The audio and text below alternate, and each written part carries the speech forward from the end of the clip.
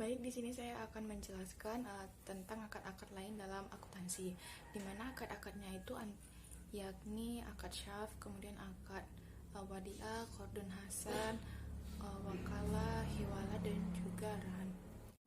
Baik, untuk yang pertama itu adalah akad syaf, di mana akad syaf ini secara etimologinya artinya itu al-ziyadah, yakni penambahan. Kemudian al-ad atau artinya itu seimbang.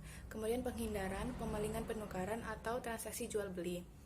Kadang-kadang al-syaf dapat didapat dari kata syarafa yang artinya membayar dengan penambahan. Jadi dengan kata lain bahwasanya syaf itu ialah perjanjian jual beli suatu valuta dengan valuta asing.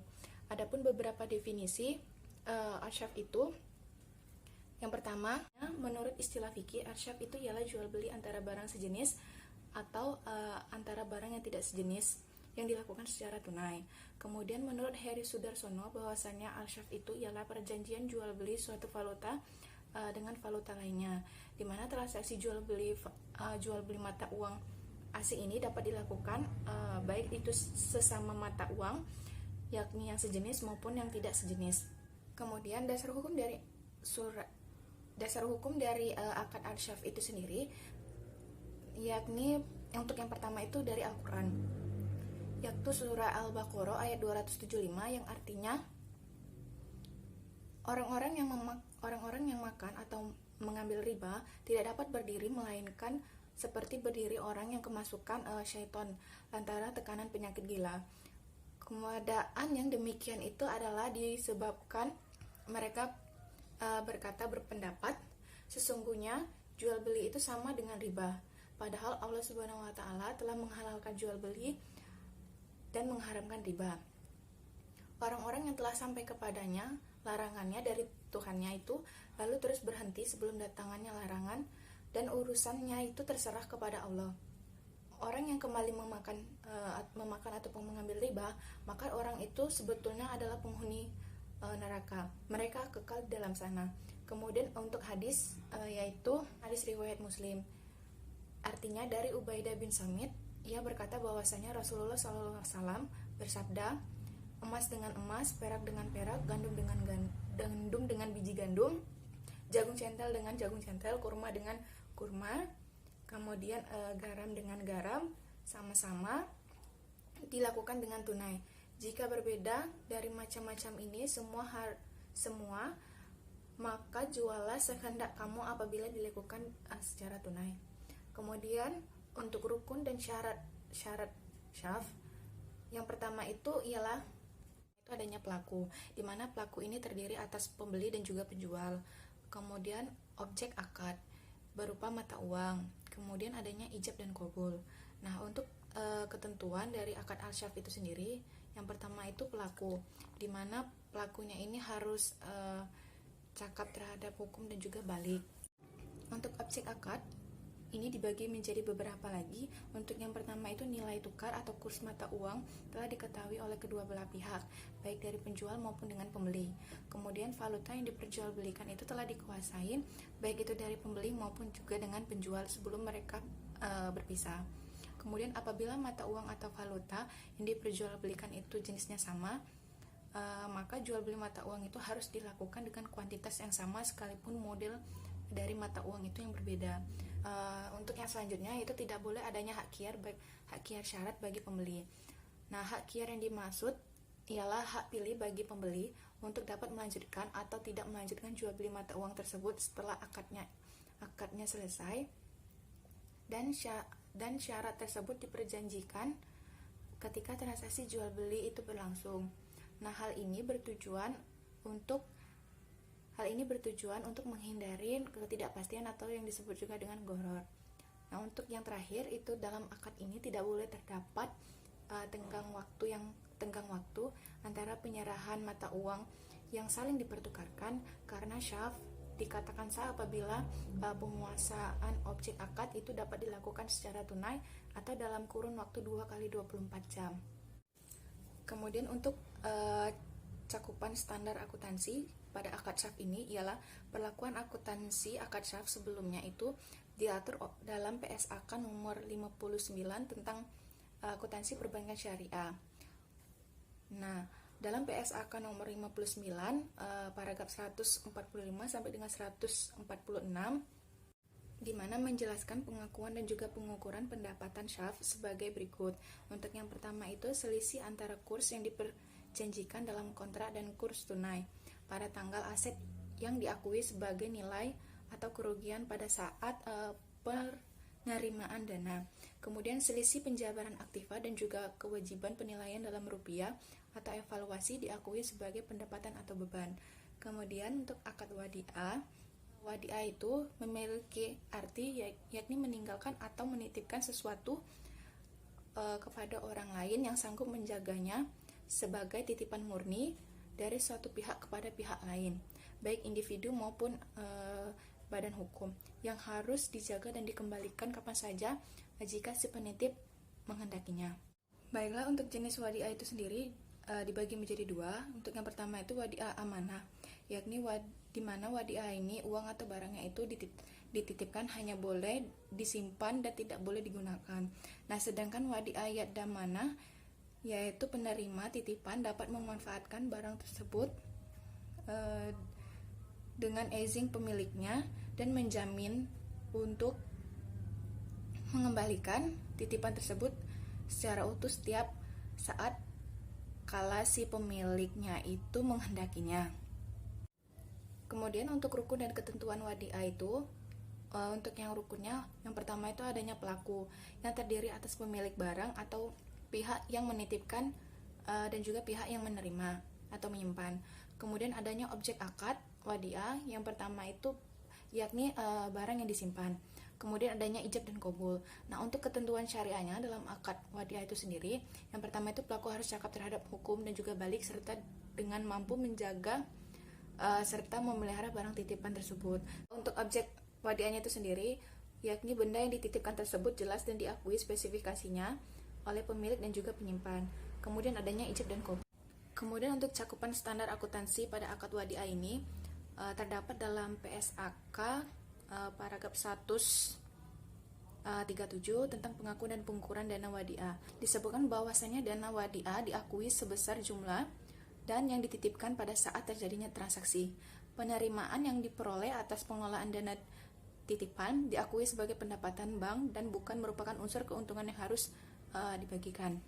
Untuk akad yang selanjutnya itu akad qardul hasan, di mana akad qardul hasan ini yaitu jenis pinjaman yang diberikan kepada pihak yang sangat memerlukan untuk jangka waktu tertentu tanpa harus membayar bunga atau keuntungan. Nah, di mana penerima qardul hasan ini hanya berkewajiban melunasi jumlah pinjaman pokok tanpa diharuskan memberi tambahan apapun. Kemudian untuk rukun dan ketentuan syariah dalam akad qardul hasan ini, untuk yang pertama itu rukun qardul hasan ada 3, yakni pelaku yang terdiri dari pembeli dan juga penerima pinjaman. Kemudian objek akad berupa uang yang dipinjamkan. Kemudian ijab qabul atau serah terima. Nah, untuk ketentuan syariah yakni sebagai berikut. Untuk akad yang selanjutnya itu akad qardul hasan, di mana akad qardul hasan ini yaitu jenis pinjaman yang diberikan kepada pihak yang sangat memerlukan untuk jangka waktu tertentu tanpa harus membayar bunga atau keuntungan. Nah, di mana penerima qardul hasan ini hanya berkewajiban melunasi jumlah pinjaman pokok tanpa diharuskan memberi tambahan apapun. Kemudian Kemudian untuk rukun dan ketentuan syariah dalam akad qardul hasan ini, untuk yang pertama itu rukun qardul hasan ada 3, yakni pelaku yang terdiri dari pembeli dan juga penerima pinjaman.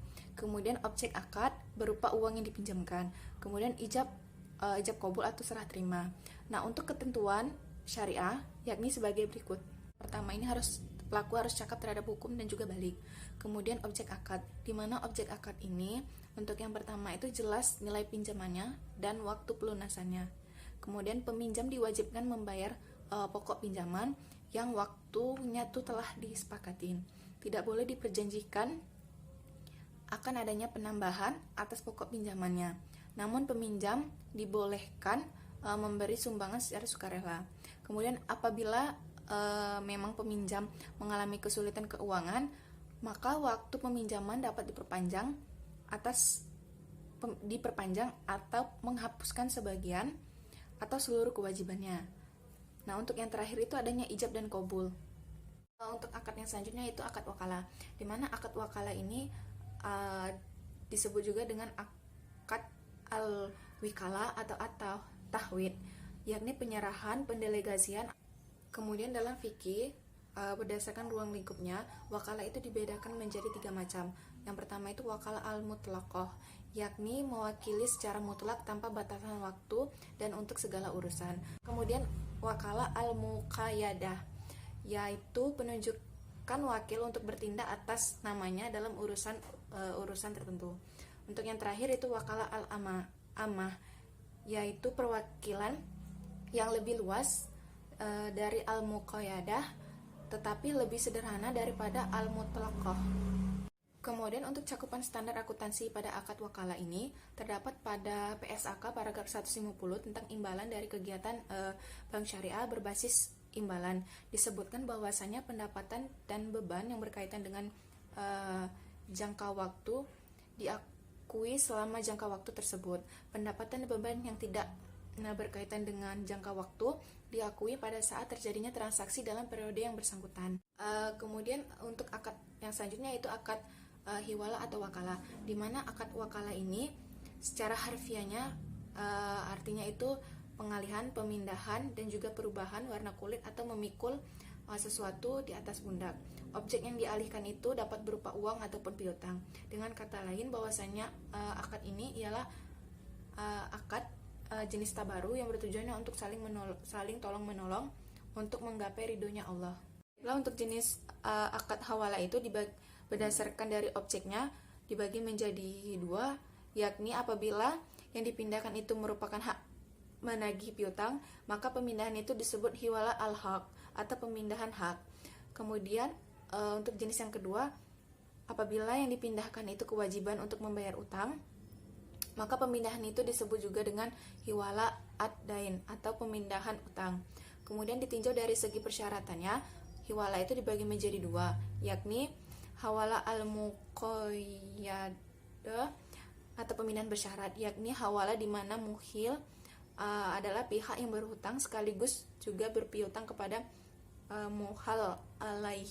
Kemudian hawalah al-mutlaqah adalah hawalah di mana muhil itu merupakan pihak yang berhutang tetapi tidak berpiutang kepada muhal alaihi.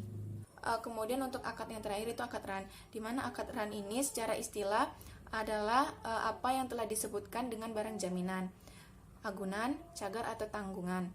Ran dapat diartikan yaitu menahan barang sebagai jaminan atas utang. Kemudian akad ran ini bertujuan agar pemberi pinjaman lebih mempercayai pihak yang berhutang. Untuk selanjutnya yaitu rukun dari ar-ran. Yang pertama itu pelaku yang terdiri atas pihak yang menggadaikan dan juga pihak yang menerima. Kemudian objek akad yang berupa barang yang digadaikan atau disebut juga marhun, dan juga utang atau marhun bih. Kemudian syarat utang adalah wajib dikembalikan oleh debitur kepada kreditur. Uang itu dapat dilunasi dengan agunan tersebut, dan juga utang itu harus jelas. Kemudian untuk yang selanjutnya ijab dan qabul. Nah, untuk yang terakhir yaitu ketentuan atau syarat ar-ran. Yang pertama itu pelaku, di mana pelaku ini harus cakap terhadap hukum dan juga balik. Kemudian objek yang digadaikan itu. Selanjutnya itu utang atau marhun bih, yakni nilai utang harus jelas, demikian juga dengan jatuh temponya itu kapan. Dan yang terakhir itu ijab dan qabul. Baiklah, mungkin itu saja yang dapat saya sampaikan. Apabila terdapat tutur kata yang salah, saya mohon maaf. Kepada Allah saya mohon ampun. Saya akhiri, wabillahi taufiq wal hidayah. Wassalamualaikum warahmatullahi wabarakatuh.